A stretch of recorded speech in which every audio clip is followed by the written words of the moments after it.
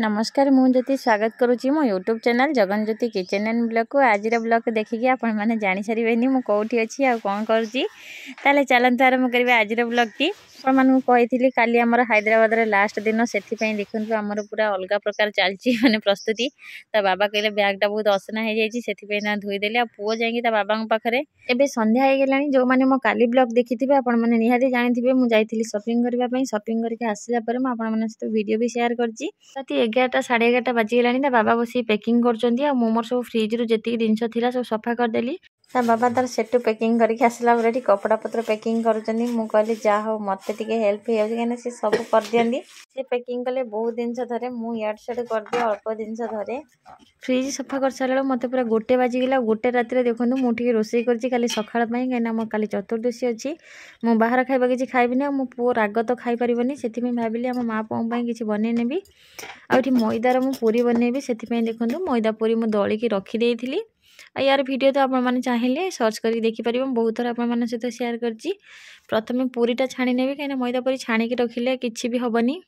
जदि आम केतले जर्नी कला बेले जी अटा पूरी नौचंदी ताहले से सुखीजिव तेल रहिबो आ मैदा पूरी नियंतु देखिए तेल तो रहिबनी आ बिल्कुल ये सुखीबनी बहुत बढ़िया टेस्ट भी लगे 4-5 दिन जदि आपको एमती रखिए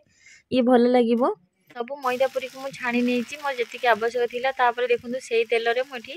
काटिक रखी परिवा देदेजी से लुण पकई हाई फ्लेम भाजी नेबी परिवार मुझे आमर फुलकोबी गाजर बीन्स आलू जहाँ थिला फ्रिज रे मु काटी देइची कहीं फ्रिज मत खाली करवार थिला गाँ को गोटे मस गोटे मस जदि रही परिया सब मैं चालू कर गले खराब भी हो सेम प्रोसेस रे बाकी जो थिला आमर परिवा ताको भाजी नेली भाजी है ग्रीन मटर मुझे नहीं ताको भी भाजी नौची आताको टिके भाजिला पर देखो मु सबको एबे काढी नहीं आ फ्रिज रे अल्प टिके पनीर थिला जहाँ जी जिनस थिला मु सब ताको यूज कर नहीं आ टमाटो ना फ्रिज रे कहीं ना बाबा को मना करथिली आनिबा पई आ टमाटो नहीं मुझे देखला बेलू रोसे केमिति करी कौन करी भाविली आपण सहित शेयर करी गोटे नुआ रेसिपी बिना टमाटो रे हमर मिक्स वेज करी आ मसला रे देखो मुझे काजू नहीं अदा नहीं जीरा नहीं एथिरे किछि दही दे दोची दही देके को ग्राइंडिंग करी नेबी आउ देखो तेल एठी गरम अच्छी से डालचीनी खंडे पकई नौ कहीं बाकी सब मुझे पैक कर नहीं आपण मैंने देखिथे छोट छोट डबार जो मसला भरी सब पर नहीं पुणी बैग किए खोल राति आसिक मैंने 1-2 बाजिला तापर देखो किसी समय फ्राए कला भाजिक रखी परिवा देदेली आठ मुझे लंका गुंड देनी आप चाहिए लंका गुंड दे पारे कहीं पुओ खाइब पुओ ही तो बनाऊँगी कहीं मुझे जहाँ भी उपास रही किसी कथा नहीं कि मो पुओ खाई पारे मन दुख हम तारी बनाऊँगी आ मिक्स भेजटा एमती बनाऊँगी जमी आम ट्रेन रे खराब हेनी एमती भी एसी टिकेट अच्छी बिल्कुल खराब हेनी मो पुओर मटर बहुत पसंद मटर पनीर काटदेली आ जहाँ जमी टे काढ़ा कथा काटदेली तापर मुझे लंका गुंड पकईक भल भाव में मिसई नौची मुझे पानी बिल्कुल यूज करनी कहीं आम ट्रेन रे खाइबू आ भात एमती गोल खाइले भी भल लगे पूरी रे खाइले भी भल लगे कहीं ट्रेन रे एमती पानी करके नेले फास्ट तो एमती टिफिन रू बोहीजिव तापर सेकेंड रे होची रहिबो कि नहीं खराब हो एसी रे टिकेट कटा है खराब हेनी तापर भी मुझे पानी देनी तापर देखो ये कलरा किसी थिला मुझे कलरा भाजीदेवी ताकू भी नहीं जी से कहीं परिवा नष्ट करने इच्छा होनी कलरा को सेमती भाजीदेली कलरा है आ देखो ये मु लुण हलदी सब दे दूची एबे गैस को हाई फ्लेम रखिकी कलरा को भल भाव भाजी नेबी तापर ये किसी सुजी सीरा बन नहीं जोटा कि मैं बेसी टाइम लंग लास्टिंग कर नहीं देखो फाइनाली भात कलरा भजा मिक्स वेज पूरी सुजी आ पुओ तरकारी दही सब मुझे नहीं जाइए जो जिनस अधिक टाइम रही जिन सब नहीं देखो ये मुझे सब देखो पैकिंग कर देजी एबे पूरा 5टा बाजीगला भोर भोर हो गलानी ये सब करने मत 2-3 घंटा लगिगला ता भीतर अलग काम भी मझे मझे करूली देखो आम आसिक प्लाटफर्म में पहुँची गलु मो पुओ तार देखिकी कौच ट्रेन ट्रेन सी पूरा खुशी माने अलग प्रकार घर आसला बेले पुओ कांदिला से वीडियो करनी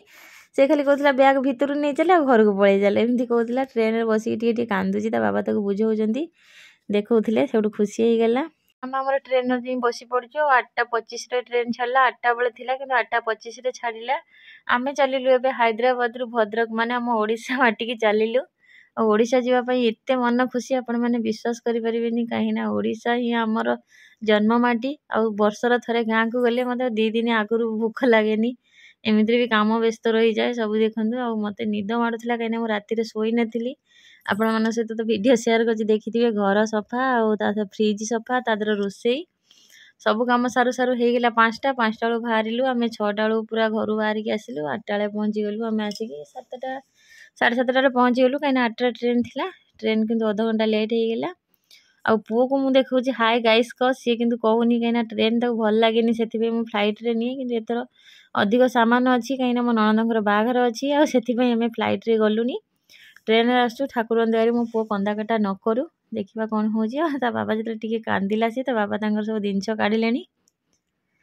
ଚକୋଲେଟ୍ ଦେଉଛନ୍ତି ତାକୁ ଡୁଜର ଦେଉଛନ୍ତି କ'ଣ ଦେଉଛନ୍ତି ତାକୁ ବୁଝେଇବା ପାଇଁ କାହିଁକିନା ସେ ବହୁତ କାନ୍ଦୁଥିଲା ଟିକେ ପୂର୍ବରୁ ତା ବାପା ନେଇ ବାହାରେ ବୁଲଉଥିଲେ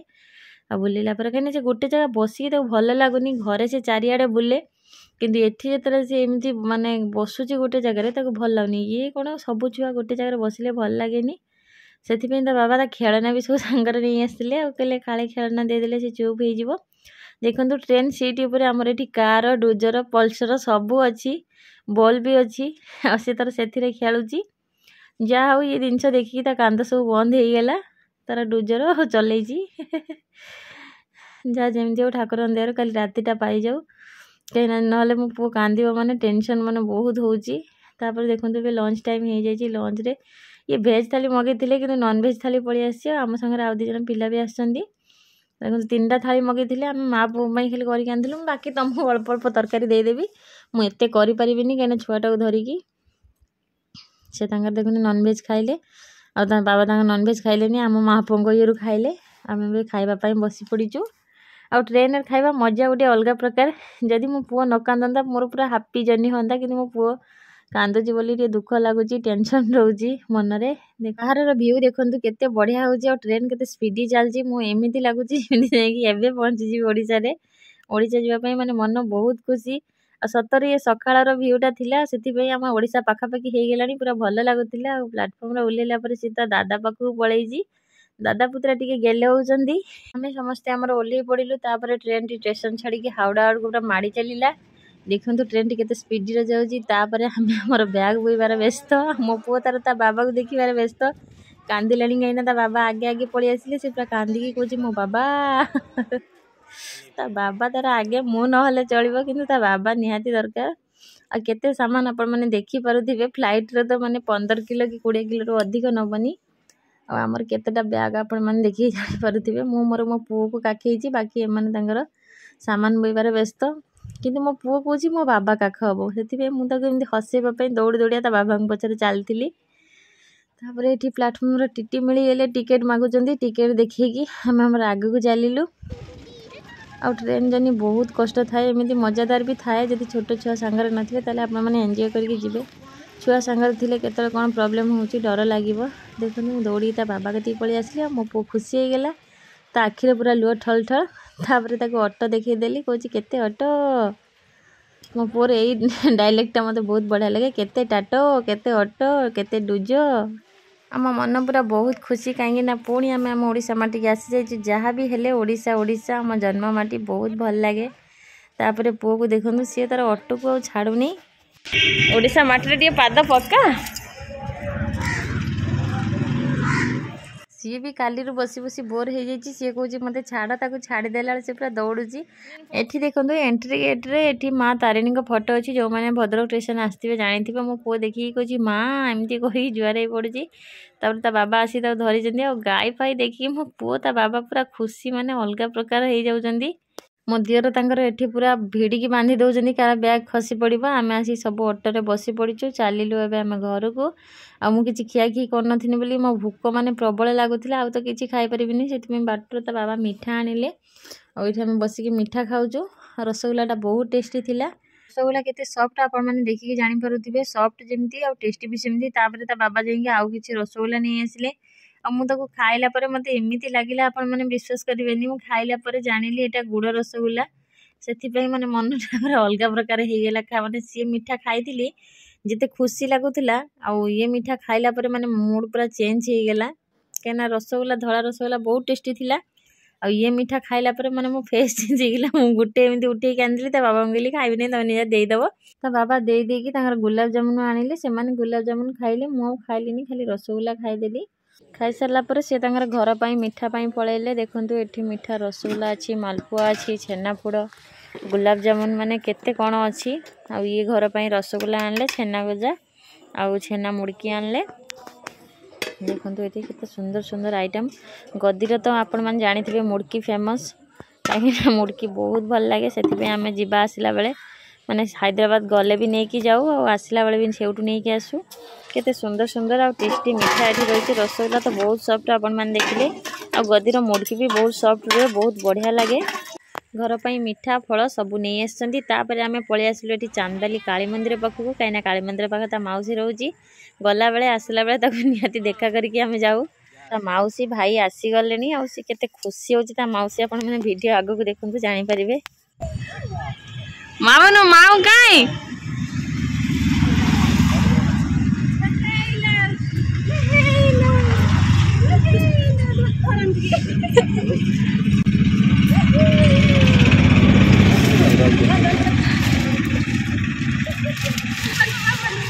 माऊ बा ट्रैक्टर देखे ट्रैक्टर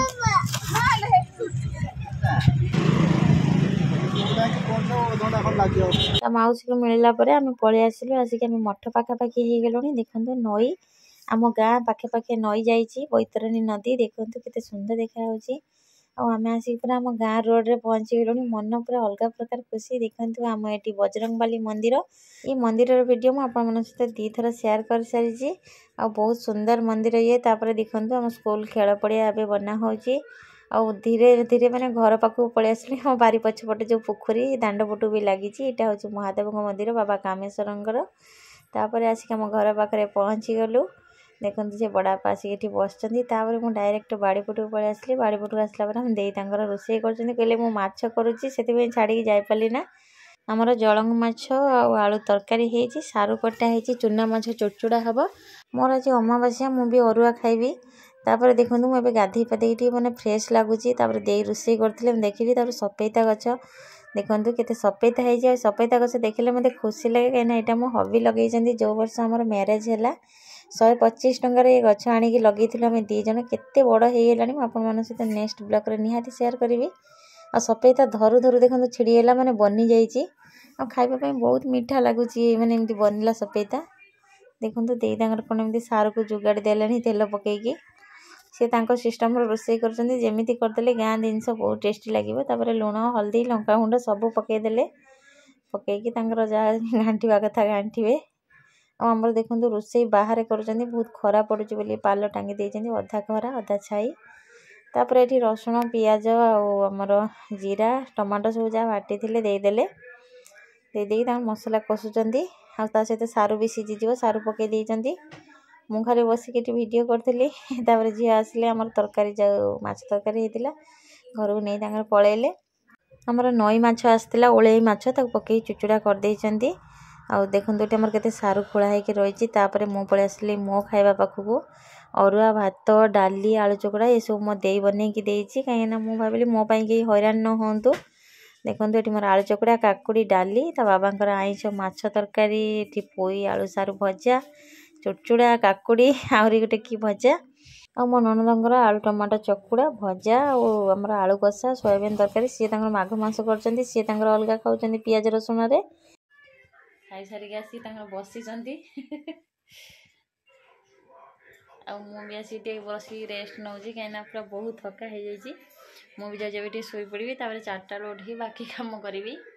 ताले आज भिडियोटी मुझे एंड कर पुणी देखा आपण सहित गोटे नुआ भिडियो रही। जय जगन्नाथ, बाय बाय। भी शोई पड़ी।